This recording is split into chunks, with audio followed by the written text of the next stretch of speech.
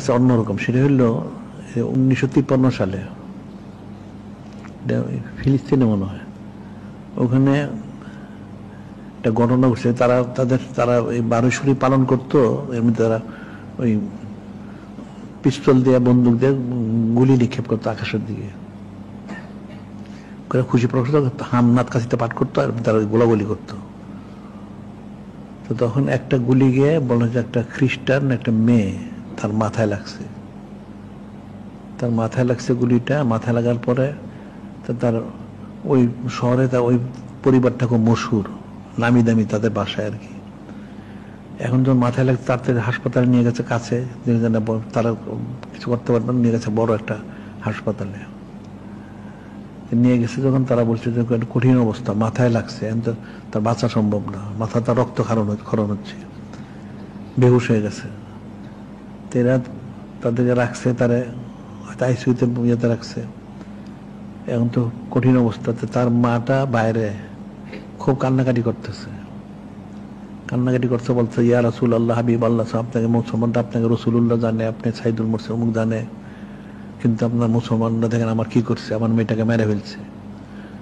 তারা আপনার বেলা উৎসবে খুশি প্রকাশ করতে গিয়া গোলাগুলি করে, গোলাগুলি আমার মেয়েটাকে মারছে, মেয়েটা মারা যাইতেছে। এখানে আপনি কোথায় আছেন ইয়া রাসূলুল্লাহ? খুব কাঁদতেছে। মেয়েটা তো ভিতরে আছে। এখন ডাক্তাররা আশা ছেড়েছে, তাকে আর বাঁচানো সম্ভব, কারণ যে অবস্থা সে আর বাঁচবে না, নির্ঘাত মারা দেব, মারার জন্য প্রস্তুতি। তার বলছেন হঠাৎ মেয়েটা ভিতর থেকে চিৎকার শুরু করছে। তো চিৎকার শুনে ডাক্তাররা মনে হচ্ছে হয়তো সে মারা যেতেছে। তো তার মাকে বলছে তুমি আপনি তাড়াতাড়ি ভিতরে প্রবেশ করেন, মেয়েটা শেষ দেখা দেখেন, মরে যাচ্ছে, মারা যাবে এটা। সে যখন ভিতরে ঢুকতে দরজা খুলে, তখন মেয়েটা বলছে আপনার দরজা বন্ধ করেন, দরজা বন্ধ করেন, যেতে দেন না। উনি চলে যাচ্ছেন। এটা কি হয়েছে তার কেউ বুঝে না ব্যাপারটা কি।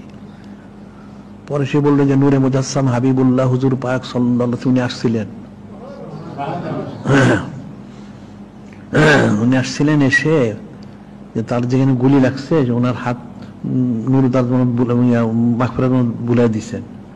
দেওয়ার পর আমার রক্ত পড়া বন্ধ হয়েছে, আমি পরিপূর্ণ সুস্থ হয়ে গেছি। সুবহানাল্লাহ। তুমি দরজা বন্ধ করে উনি চলে যাচ্ছেন। এখন তো দরজা বন্ধ করে রাখা যাবে না। পরে তার যে সত্যি ডাক সব তাজ্জুব হয়ে গেল, এদিকে তার সমস্ত লোকগুলি মুসলমান হয়ে গেছে। সুবহানাল্লাহ। ওই তার ফ্যামিলি যারা ডাক্তার ছিল, যারা প্রত্যেকে মুসলমান হয়ে গেছে।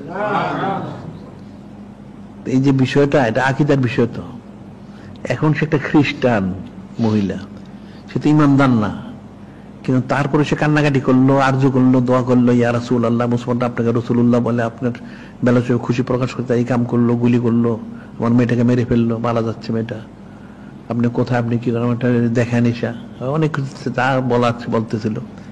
এই সময় হঠাৎ ভিতরে আওয়াজ শুনলো, মেয়েটা চিৎকার করতেছে, তার মাকে ডাক্তার আসেন, দেখেন। উনি চলে যাচ্ছেন। উনি তো ইয়ে করে তার সুস্থ করে দিচ্ছেন, তারপর অদৃশ্য হয়ে গেছেন। তার দরজা বন্ধ করেন, দরজা বের হবে না। যাই হোক, পরে কি হয়েছে তখন সে বললো ঘটনাটা। তখন তারা দেখলো সত্যি ডাক্তার একদম পরিপূর্ণ সুস্থ। সুবহানাল্লাহ। তারা তার ফ্যামিলি সহ ডাক্তার তারা সব মুসলমান হয়ে গেল। সুবহানাল্লাহ।